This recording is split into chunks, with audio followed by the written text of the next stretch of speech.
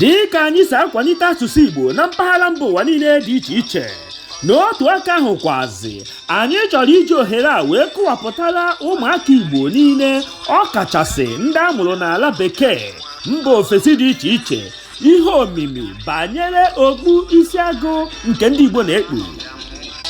Anyị ga-amalite n'okpu nke anyị na-ahụ n'ihe onyonyo ugbu a, nke ejiri agwa ọcha, agwa ojii nakwazi agwa mmemme wee chọọ ya mma.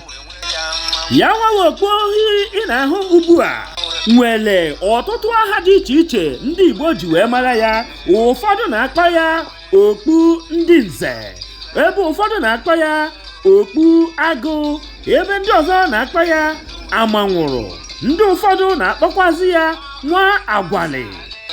Ịmarazie ihe dị iche iche ndị obodo gị na-akpọ ya, depụtara ya na comment section ka ndị ọzọ wee nụ afa ya. Onye ọbụla na-ekpe okpu agụ mara na e nwere nnukwute ihe nrimama, ihe omimi nke dị n'ime ya. Ya bụ akụkụ ọbụla ịtụwasara ọdụdụ okpu agụ nwere ihe ọ na-egosipụta. Ọ bụrụ na ịtụkwasị ya n'azụ, onye ọbụla hụrụ gị ọ mara na e nwere nnukwu ihe ọjọọ merenụ. Ihe mwute ikekwe ọ bụrụ na mmadụ nwụnahịrị gị, ma ọ bụ na o nwere nnukwute ihe nke isi ike ị na-agabiga, ma ọ bụ ịta ikikere eze.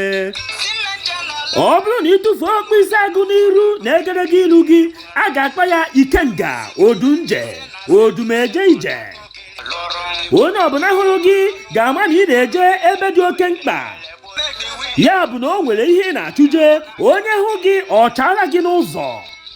Ọ bụrụ na ịtụfee ya nwewe okpu n'akụkụ aka nri gị ma ọ bụ n'akụkụ aka ekpe, ị mara na ihe ọma na-eme na ndụ gị. Ya bụ na obi na-atọ gị sọ pọrịna pọrịna, obi gị dị ka onye mmanya eke na-egbu na obi aṅụrị. Ọ bụrụ na ịtụgobe ya n'elu ochedo eluigwe anya, ị mara na ọ na-egosipụta na ịbụ dike, anaghị ata ntị gị ata, ị makwa onye mbụ. Ugbu a Ogbuoneayakpanti kọwapụtara gị ihe ndị a, ị ga-amatazi ka esi ekpunye nwawo okpu agụ, marakwa ihe nke ọ na-agosipụta. Echefukwana ịtụsasị ozi a ka o lute onye ọbụla ntị, ka o were na-akwalite ya nwa bụ asụsụ na omenala Igbo. Binyere anyị aka ma sonyekwa anyị maka nke ọdịnihu. Akọnkwasa na-akpọba alụsị nke Enugu ukwu ijiri ije lọgwụmagalụgwamba ndị dobe ka nga naba anyị.